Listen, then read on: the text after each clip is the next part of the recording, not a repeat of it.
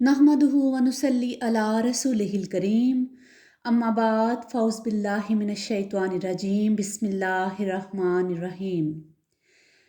आज हम सूरतुल आदियात के नाम, ज़माने नज़ूल, उसके मज़मून और मानी और मफ़हूम को समझने की कोशिश करेंगे।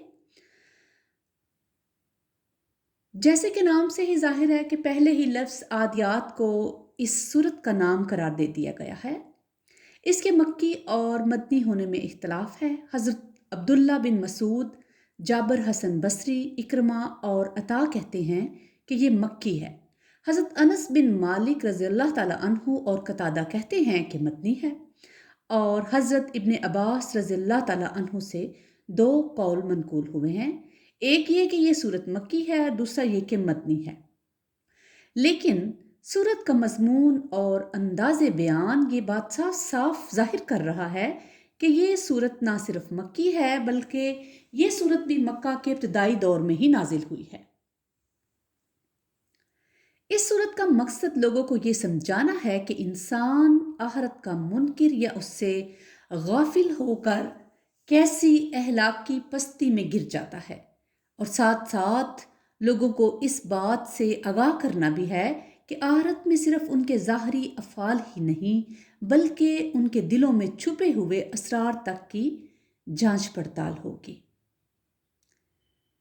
इस मकसद के लिए अरब में फैली हुई उस आम बदअमनी को दलील के तौर पर पेश किया गया जिससे सारा अरब तंग आया हुआ था। हर तरफ कश्तो खून बरपा था, लूट मार का बाजार गर्म था, कबीलों पर कबीले छापे मार रहे थे और कोई शख्स भी रात चैन और सुकून से नहीं बसर कर सकता था, क्योंकि हर वक्त ये खटका लगा रहता था कि कब कोई दुश्मन सुबह सवेरे उसकी बस्ती पर टूट पड़े। ये एक ऐसी कंडीशन थी जिसे अरब के सारे ही लोग जानते थे और उसकी बुराई को महसूस करते थे। अगरचे लूटने वाला इस पर मातम करता था और लूटने वाला इस पर खुश होता था, लेकिन जब किसी वक्त लूटने वाले की अपनी शामत आ जाती थी तो फिर वो ये बात भी महसूस कर लेता था कि ये कैसी बुरी हालत है जिसमें हम लोग मुब्तला हैं। इसी सूरत हाल की तरफ इशारा करके ये बताया गया है कि मौत के बाद दूसरी ज़िंदगी और उसमें अल्लाह के हजूर जवाबदेही से नावाकिफ़ होकर इंसान अपने रब का नाशुक्रा हो गया है। वो अल्लाह की दी हुई कुव्वतों को जुल्म व सितम और गरत गरी के लिए इस्तेमाल कर रहा है। वो मालो मोहब्बत की हवस में अंधा होकर हर तरह से उसे हासिल करने की कोशिश करता है, हाँ वो कैसा ही नापाक और घिनौना तरीका हो।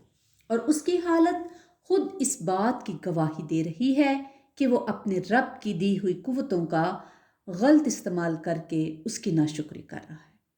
और उसका ये तरीका हरगिज़ ना होता अगर वो उस वक़्त को जानता होता जब कब्रों से ज़िंदा होकर उठना होगा, और जब वो इस इरादे और नीयत और अगराज़ व मकासद तक दिलों से निकाल कर सामने रख दिए जाएंगे जिनकी तहरीक से उसने दुनिया में तरह तरह के काम किए थे। उस वक़्त इंसानों के रब को खूब मालूम है कि कौन क्या करके आया है और किसके साथ क्या बर्ताव करना चाहिए। अब इस सूरत के मफ़हूम को समझते हैं। बिस्मिल्लाहिर्रहमानिर्रहीम। शुरू अल्लाह के नाम से जो बड़ा मेहरबान निहायत रहम वाला है। वल आदियाति ज़बहा। आयत के अल्फाज में ये तस्रीह नहीं कि दौड़ने वालों से मुराद घोड़े हैं। वल आदियाति ज़बहा, कसम है उन घोड़ों की जो फुनकारे मारते हुए दौड़ते हैं। अब आदियात कसम है दौड़ने वालों की फरमाया गया है, इसलिए मुफस्सरीन के दरमियान इस बाब में इख्तलाफ हुआ है कि दौड़ने वालों से मुराद क्या है। सहाबा रज़ियल्लाहु ताला अन्हु और ताबाईन रहमतुल्लाह अलैह का एक ग्रोह इस तरफ हो गया कि इससे मुराद घोड़े हैं और दूसरा ग्रोह ये कहता है कि इससे मुराद ऊंट है। लेकिन चूंकि दौड़ते हुए वो खास किस्म की आवाज़ जिसे ज़बहा कहते हैं घोड़ों ही की शिद्दत तनफ़ुस से निकलती है, और बाद की आयात भी जिनमें चंगाड़ियाँ झाड़ने और सुबह सवेरे किसी बस्ती पर छापा मारने और वहाँ गर्द उड़ाने का जिक्र आया है, वो घोड़ों पर ही सच साबित आती है।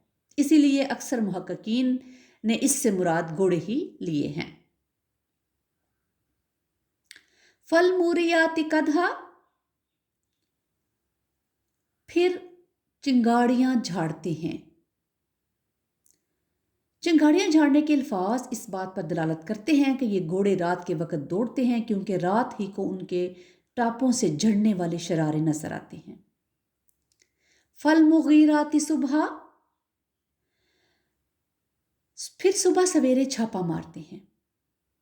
اہل عرب کا قاعدہ تھا کہ جب کسی بستی پر انہیں چھاپا مارنا ہوتا تھا تو رات کے اندھیرے میں چل کر جاتے تاکہ دشمن کو خبر نہ ہو سکے، اور صبح سویرے اچانک اس پر ٹوٹ پڑتے تھے تاکہ صبح کی روشنی میں ہر چیز نظر آ سکے اور دن اتنا زیادہ روشن بھی نہ ہو کہ دشمن دور سے ان کو آتا دیکھ لے اور مقابلے کے لیے تیار ہو جائے۔ فَأَثَرْنَ بِهِ نَقْعًا، پھر اس موقع پر گرد و غبار اڑاتے ہیں۔ فَوَسَطْنَ بِهِ جَمْعًا، پھر اسی حالت میں کسی مجمع کے اندر جا گھستے ہیں۔ اسی طرح سے یہ ہے وہ بات جس پر ان گھوڑوں کی قسم کھائی گئی ہے جو رات کو پھنکارے مارتے اور چنگاڑیاں جھاڑتے ہوئے دوڑتے ہیں، پھر صبح سویرے غبار اڑاتے ہوئے کسی بستی پر جا پڑتے ہیں اور مدافعت کرنے والوں کی جماعت میں گھس جاتے ہیں۔ تعجب اس بات پر ہوتا ہے کہ اکثر مفسرین نے ان گھوڑوں سے مراد غازیوں کے گھوڑے لیے ہیں، اور جس مجمع میں ان کے جا گھسنے کا ذکر کیا گیا ہے اس سے مراد ان کے نزدیک کفار کا مجمع ہے۔ حالانکہ یہ قسم اس بات پر کھائی گئی ہے کہ انسان اپنے رب کا بڑا ناشکرا ہے۔ اب یہ ظاہر ہے کہ جہاد فی سبیل اللہ میں غازیوں کے گھوڑوں کی دوڑ و دھوپ اور کفار کے کسی مجمع پر ان کا ٹوٹ پڑنا اس امر پر کوئی دلالت نہیں کرتا کہ انسان اپنے رب کا ناشکرا ہے، اور نہ بات کا یہ فکر ہے کہ انسان اپنی اس ناشکری پر خود گواہ ہے اور وہ مال و دولت کی محبت میں بری طرح مبتلا ہے، کیونکہ اس لیے یہ بات ہمیں ماننی پڑے گی کہ اس سورت کی ابتدائی جو 5 آیات ہیں اس میں جو قسمیں کھائی گئی ہیں ان کا اشارہ دراصل اس عام کشت و ہون اور غارت گری کی طرف ہے جو عرب میں اس وقت برپا تھی۔ جاہلیت کے زمانے میں رات ایک بہت خوفناک چیز ہوتی تھی جس میں ہر قبیلے اور بستی کے لوگ یہ خطرہ محسوس کرتے تھے کہ نامعلوم کون سا دشمن ان پر چڑھائی کرنے کے لیے آ رہا ہے، بلکہ وہاں قبیلوں کے درمیان محض انتقامی لڑائیاں ہی نہیں ہوتی تھیں، مختلف قبیلے ایک دوسرے پاس اس غرض سے بھی چھاپا مارتے تھے کہ ان کی دولت لوٹ لیں، ان کے مال مویشی ہانک لے جائیں، ان کے عورتوں اور بچوں کو غلام بنا لیں۔ اللہ تعالیٰ اس امر کی دلیل کے طور پر اس کو پیش کر رہا ہے کہ انسان اپنے رب کا بڑا ناشکرا ہے، یعنی جس طاقت وہ جنگ و جدل اور غارت گری میں استعمال کر رہا ہے وہ اللہ تعالیٰ نے اسے اس لیے تو نہیں دی کہ اس سے یہ کام لیا جائے، بس در حقیقت یہ بہت بڑی ناشکری ہے کہ اللہ کے دیے ہوئے ان وسائل اور اس کی بخشی ہوئی ان طاقتوں کو فساد فی الارض میں استعمال کیا جائے جو اللہ کو سب سے زیادہ ناپسند ہے۔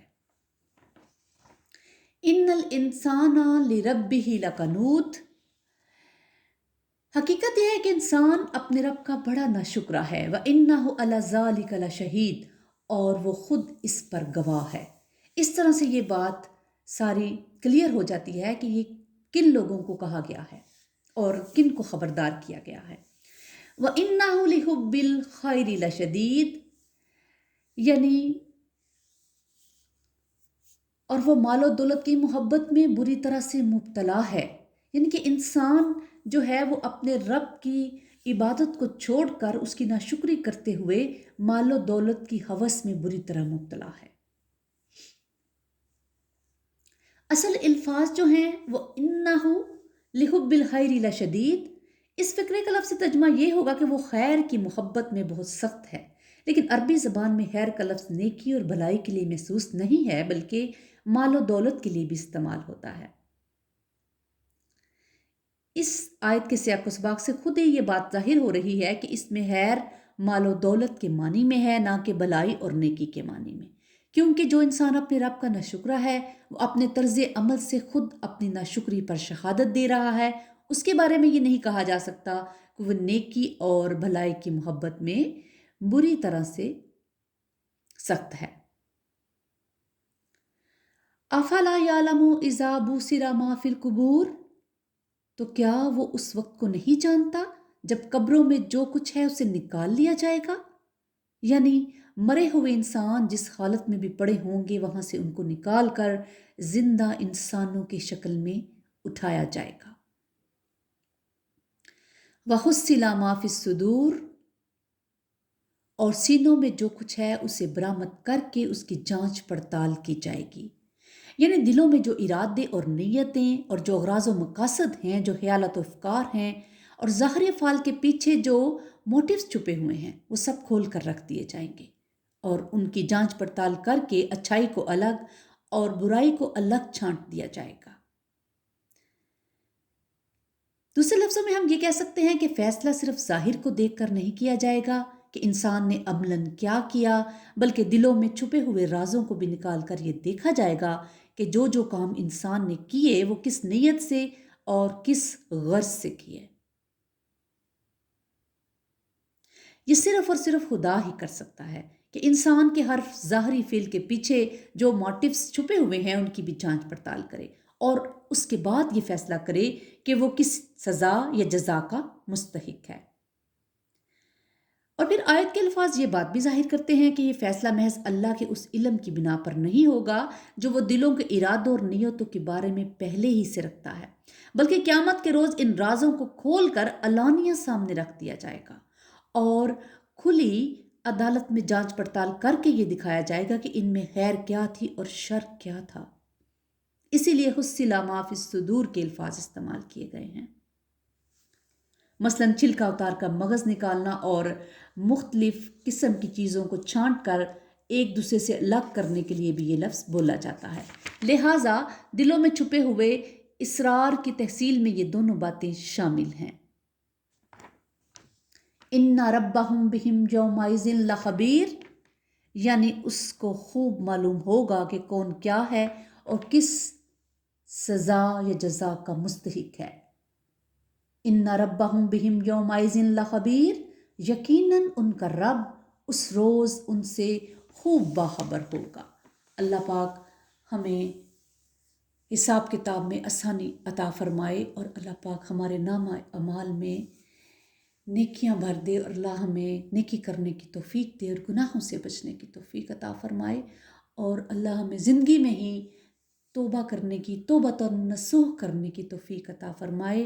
ربنا تقبل منا انک انت السمیع العلیم وتب علینا انک انت التواب الرحیم. سبحان ربک رب العزۃ عما یصفون وسلام علی المرسلین والحمد للہ رب العالمین.